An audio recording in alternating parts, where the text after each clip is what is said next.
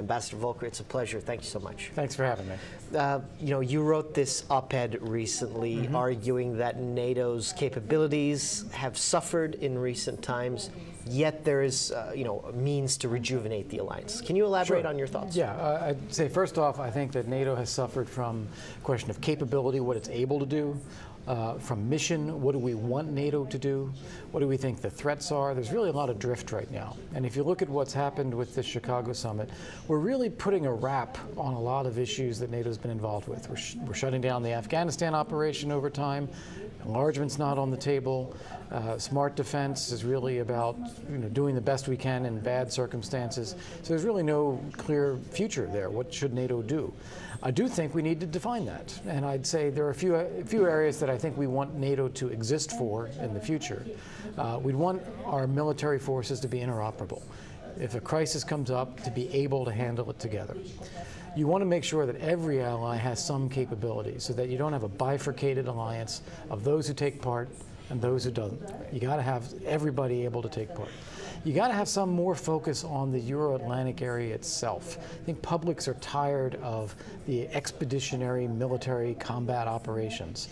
So we need to focus on what do we really need here at home. And I do think there's a lot in the North Atlantic area, whether it's cybersecurity, whether it's counterterrorism, infrastructure protection, energy security, the ability to respond to things that we don't plan on that may yet arise. And if we do a good job at that, we should have enough capacity to deal with future crises outside of NATO that may come up. One thing that repeatedly came up during the summit was the financial realities of the global economy and of the member states. These financial realities, how have they impacted NATO's capabilities? It has been severe and very important. It affects the capabilities and the imagination that NATO has about what it can do. So 10 years ago, the United States would have spent about 50% of all NATO defense spending. Now it's about 75%. The trajectory is to go upward because even though we're going to cut, the Europeans are going to cut even more. So that problem with defense spending is there. If you look at the Libya operation, the British ran out of munition. They had to quick buy and restock. Some of the assets that were used by the British or by the United States or the French in the Libya operation won't be there 2 years from now, so we couldn't do it again the same way. And I think this does affect the way people think about Syria.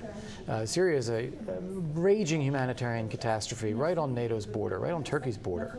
And NATO's not even talking about it. I think partly because we look at Libya and say, gee, that was really hard. Could we possibly do anything about Syria? Let's elaborate on Syria. I mean, you don't think that there is a role for NATO to play? Beyond NATO, there are no other real security organizations, are there? Right. No, and that's a critical thing that you just bring up. Who else is going to deal with Syria if the NATO allies themselves are not willing to talk about Syria? So that's the first question right there. But I'd say you have to differentiate also between what is a NATO mission and operation versus what should allies who share common values and common interests be talking about. I'm very disappointed that Syria was not even a topic of discussion in Chicago. I think that's a little bit worrying. Whether NATO is the right organization to carry out a military operation, there I'd have to say I'm not so sure.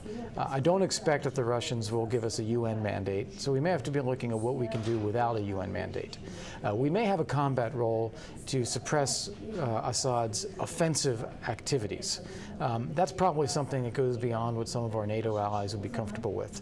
So it may be that NATO is not the right instrument. We certainly ought to talk about it, though. There's been much discussion about, well, you mentioned, it's on Turkey's border, it's on NATO's border.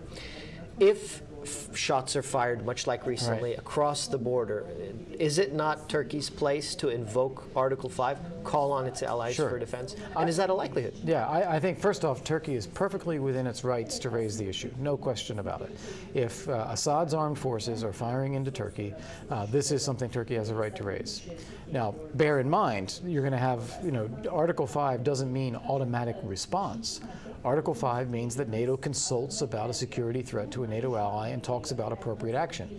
And you're not going to find, I would believe, you're not going to find European allies, maybe even the United States, thinking that much about what needs to be done to defend Turkey, because I think they'll also argue Assad is not attacking Turkey because it wants to attack Turkey. Assad is chasing rebels in hot pursuit. So I think there's a differentiation about what kind of response you might expect from NATO, but I would absolutely defend Turkey's right to raise this and insist that NATO talk about it. Now, we talked about Afghanistan, and we talked a lot about it during the summit. NATO is winding down the war, yet it pledges support for Afghanistan in the future. Can you tell us about NATO's experience in Afghanistan? You said expeditionary missions a moment ago. What did Afghanistan do for NATO, to NATO? Right. Well, first, let's start with your comment about winding down the war. Okay. How can you wind down the war if the people you're fighting aren't winding down? So they're interested in fighting and taking over Afghanistan again. So what we're really doing is we're reducing our role. That's different than ending the war. You're just letting the Taliban on the other side do more to win the war. So that, I think, is a very troubling aspect to this, to the language being used about ending the war. We can't end the war. We can diminish our own role, or we can win it, one or the other. In terms of what it meant for NATO, though, I think NATO went into Afghanistan with the thought that we could conduct a limited combat operation and focus on peacekeeping and nation building, much as NATO had done in Bosnia or in Kosovo. Turned out that's not what was going to work in Afghanistan, and we ended up having to ramp up into a much larger counterinsurgency campaign that involved military and civilian and governance and economic components across the board. This turned out to be much more longer in time duration than our publics or our governments were prepared to support, more costly than they wanted to support, and really I don't think NATO has been very successful in the end. I think also that NATO then, as a result of this, started going along with putting in deadlines. Well, we're going to hand over by 2011. Well, then we'll hand over by 2014. Now we're ratcheting it back to 2013. I think this is very, very problematic from a strategic point of view, because you're telegraphing to the Taliban or to the Afghan population that ultimately you're not going to be there. And so they're going to have to find a way to make their peace with the Taliban themselves. And that's strategically operating against the very objectives that NATO went into Afghanistan for in the first place. This is perhaps more of a reflection of the populations of these member states being tired of war, a war that's been going on for a decade. Would you agree with that? I would absolutely agree with that. I think that the reason publics are tired of the war, tired of the costs, tired of the casualties, it's partly just the sheer amount of time. It's longer than anyone has been involved in a conflict before, so there is that factor. It's also a result of leadership, though. And you could point to European allies, or you could even point to the United States, where leaders are not there every day making the case. Here is why we're in Afghanistan. Here is what we are trying to achieve in Afghanistan. This is why it's important to us. Instead, what you've heard for the last few years is deadlines and withdrawal. And I think hearing that, publics say, well, then why are we there at all? You know, if we're going to be getting out in 2 years, why not get out this year? Yeah. Ambassador Volker, President Obama said that the NATO alliance is the most successful military alliance in history. Hard to argue with that. But looking ahead with these problems in mind, is this alliance going to remain relevant? Because there's nothing to take its place. No, that's exactly. And your question is exactly the right one. NATO is the most important alliance in history, but will it be the most important alliance in the future? And that gets back to deciding, what are we here for? What are we trying to do? And are we serious about it and prepared to put our resources into it to make sure that's what we can do?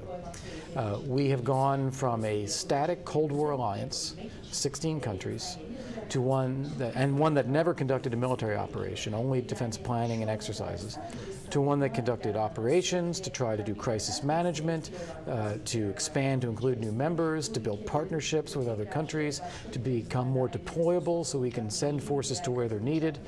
And in the process of doing this, we've lost massive support. Financial support, military support, public support, political support. So NATO is now contracting again, trying to figure out where can we find a stable basis of support. But the world hasn't stopped. We still have security challenges that affect the transatlantic community, and we still have crises around us, like Syria, that we have to decide, are we prepared to deal with these or not? And if NATO is going to be relevant in the future to our own security, we've got to make sure we keep the capabilities to deal with issues that our publics and our leaders feel are important as they arise.